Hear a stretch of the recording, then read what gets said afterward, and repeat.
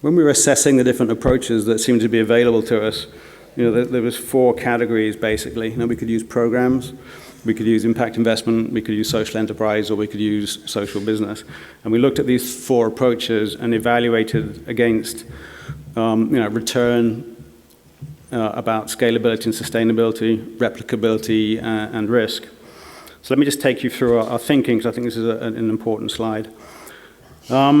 Programs in the content of livelihood, the return metric that you use, money in versus money out, in terms of like the incremental income that the participants enjoy versus the money in. And we looked at all the programs that we were doing, and they ranged from an output of 5 cents to the dollar. So for every dollar we were putting into our programs, it was turning out to be 5 cents in income for a participant, versus 2 to 1. So for every dollar we were putting in, it was generating $2 for the participants.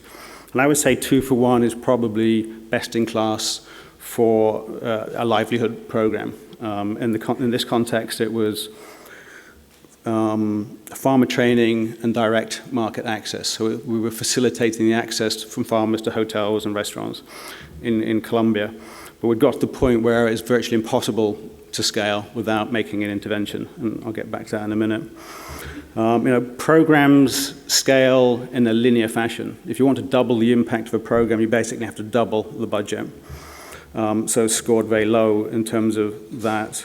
However, on the plus side, programs easy to replicate, and there's very little risk. You get what you pay for. Impact investment, obviously depends on how good you are at doing this, but if you pick a scalable, successful business, your return is going to be much greater than a program. A successful business scales itself. Replicability, though, in traditional impact investment is very low. By definition, impact investors search for individual entrepreneurs, which are obviously difficult to replicate unless you've mastered the art of cloning. Risk, impact investment, less than single social businesses, in that traditional impact investors take minority positions in a portfolio of businesses, so overall there's less risk. Social enterprise, we kind of graded as it depends, because a social enterprise that isn't really a social enterprise is in fact a program and has the evaluation of a program, whereas a social enterprise that's covering most of its costs itself starts to look like a social business, so you can go either way on that. Social business, a profitable social business has basically infinite return. The only true cost of a social business is the cost of capital.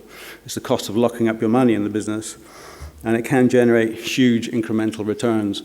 And we have businesses now in our portfolio that are profitable, which are growing themselves and are generating massive income for the participants.